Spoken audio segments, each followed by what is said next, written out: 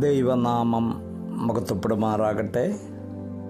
എന്നെ ശ്രദ്ധിക്കുന്ന എല്ലാ പ്രിയപ്പെട്ട മാന്യ ശ്രോതാക്കൾക്കും വേഗം വരുന്ന കർത്താവായ യേശുക്രിസ്തുവിൻ്റെ അതിപരിശുദ്ധമായ നാമത്തിൽ ഈ കർത്തൃദിവസത്തിൽ പാറ്റ്നയിൽ നിന്നും സ്നേഹവന്ദനങ്ങൾ ആമുഖമായി അറിയിക്കുന്നു. കഴിഞ്ഞൊരാഴ്ചക്കാലം വലിയവനായ ദൈവം നമ്മെ പരിപാലിച്ചതിനായി നമുക്കൊരുമിച്ച് ദൈവത്തെ സ്തുതിക്കാം. ആരാധനയോട് ബന്ധത്തിൽ എന്നെ ചിന്തിപ്പിച്ചതായൊരു ഭാഗം എഫേസ്യർക്ക് എഴുതിയ ലേഖനം 2-ാം അധ്യായം അതിൻ്റെ 1 മുതലുള്ള വാക്യങ്ങളാണ്. 1-ാം വാക്യം നാം ഇപ്രകാരം വായിക്കുന്നു: അതിക്രമങ്ങളാലും പാപങ്ങളാലും മരിച്ചവരായിരുന്ന നിങ്ങളെയും അവൻ ഉയർപ്പിച്ചു. ഇന്ന് രാവിലെ നാം യേശുക്രിസ്തുവിൻ്റെ ക്രൂശ് മരണവും അവൻ്റെ ഉയർപ്പും അതിലൂടെ നമ്മോട് കാണിച്ച മഹാസ്നേഹവും ധ്യാനിക്കുവാനായിട്ട് പോവുകയാണല്ലോ. ഈ ഭാഗത്ത് വായിക്കുന്നു: അതിക്രമങ്ങളാലും പാപങ്ങളാലും മരിച്ചവരായിരുന്ന നിങ്ങളെയും. മനുഷ്യൻ്റെ പഴയ സ്ഥിതിയും അതിനുശേഷം പറയുന്നു അവൻ നിങ്ങളെ ഉയർപ്പിച്ചു. ഇപ്പോഴത്തെ സ്ഥിതിയും ആ 1-ാം വാക്യത്തിൽ വളരെ വ്യക്തമായിട്ട് നാം കാണുന്നു. അതിക്രമങ്ങളാലും പാപങ്ങളാലും മരിച്ചവരായിരുന്ന നിങ്ങളെയും.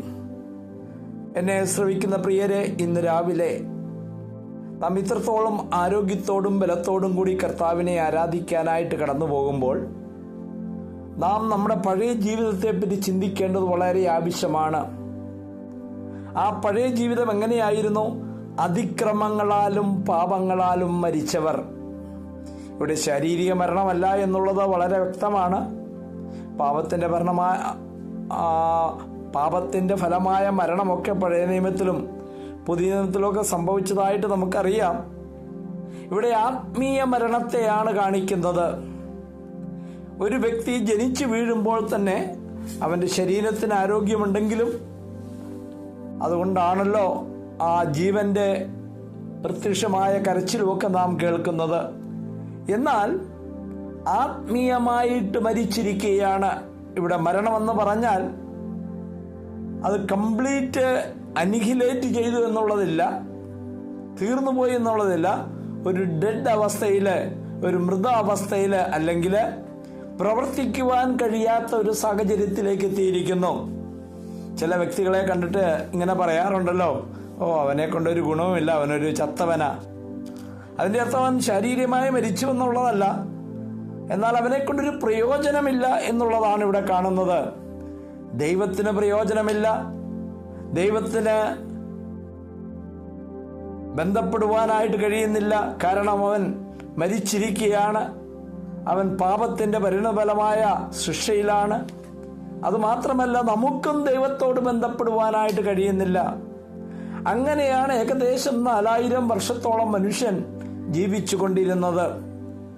ആ നിർജീവ അവസ്ഥയിൽ പിശാച് ചെയ്ത കാര്യങ്ങൾ എന്താണെന്ന് ചോദിച്ചാൽ, നമ്മുടെ ജഡം കൊണ്ട് നമ്മുടെ ദേഹി ആധിപത്യമെടുക്കുവാൻ തുടങ്ങി. ആ ദേഹിയുടെ പരിണിതഫലമായി, ദേഹിയുടെ പ്രവൃത്തിയുടെ ഫലമായി ധാരാളം ദേവീദേവന്മാരെ, വിഗ്രഹങ്ങളെ ഉണ്ടാക്കി. ഇതാണ് ദൈവം, നിങ്ങൾ മരിച്ചിട്ടില്ല, ഇതാണ് സത്യദൈവം എന്ന് പറഞ്ഞ് പിശാച് പഠിപ്പിച്ചു. അതുകൊണ്ടാണല്ലോ ഇന്ന് ഭാരതത്തിലൊക്കെ ആയിരക്കണക്കിന് അമ്പലങ്ങളും ദേവീദേവന്മാരും ഉള്ളത്. അപ്പോൾ ഒരു സത്യം നമുക്ക് വളരെ വ്യക്തമായിട്ട് മനസ്സിലാകണം: നാം ആത്മീയമായിട്ട് മരിച്ചവരായിരുന്നു. നമുക്ക് നമ്മുടേതായ വിധത്തിൽ പ്രവർത്തിക്കുവാനോ ജീവിക്കുവാനോ സാധിക്കില്ലായിരുന്നു. ദൈവവുമായിട്ട് ബന്ധപ്പെടുവാനായിട്ട് സാധിക്കില്ലായിരുന്നു. എന്നാൽ ഏറ്റവും സന്തോഷകരമായ കാര്യം, ആത്മീയമായി മരിച്ച നമ്മെ ഇന്ന് ക്രിസ്തു ഉയർത്തെഴുന്നേൽപ്പിച്ചു. കർത്താവ് 3-ാം നാൾ ഉയർത്തെഴുന്നേറ്റോ നമുക്കറിയാം. യേശു കർത്താവിൻ്റെ മരണം എൻ്റെ പാപത്തിന് പരിഹാരം വന്നിരിക്കുന്നു.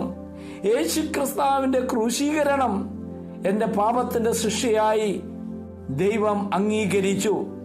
നമ്മുടെ പാപം അവൻ്റെ മേൽ ഏറ്റെടുത്ത് നാം അനുഭവിക്കേണ്ട ആ മരണശിക്ഷ, ആ നരകശിക്ഷ കർത്താവ് അനുഭവിച്ചു.